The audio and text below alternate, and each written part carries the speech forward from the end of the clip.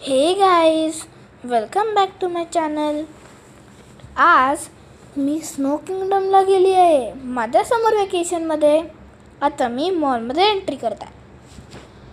तुम्हाला माहिती snow kingdom कुठं आहे? RCT mall, Ghatkopar.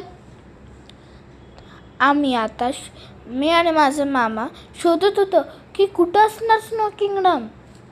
पण नंतर आम्हाला कळालं ते 2nd फ्लोअरवर आहे, म्हणून आम्ही 2nd फ्लोअरवर गेलो.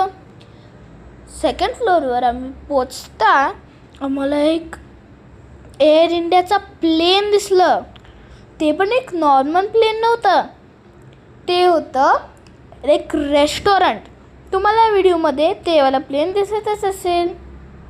आता पुढे जाऊन आम्हाला दिसलं स्नो किंगडम. मी खूप एक्सायटेड होती आणि आता मी एंट्री केली त्याच्यामध्ये.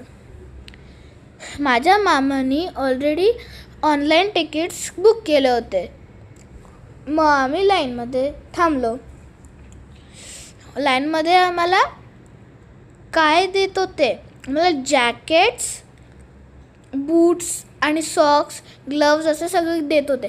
कारण की आतमध्ये -8 डिग्री सेल्सिअस असणार.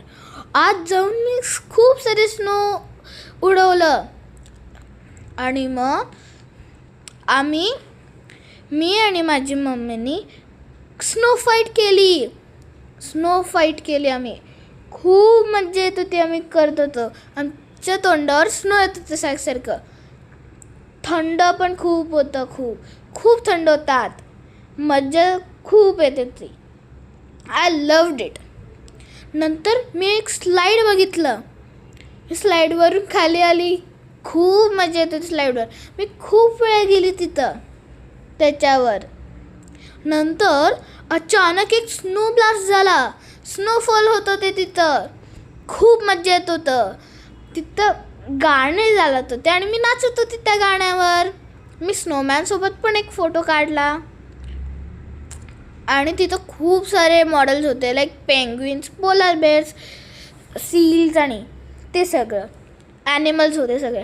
नंतर मी तिथं बास्केटबॉल खेळली, पण माझे शॉट तर एकदाच नाही गेले.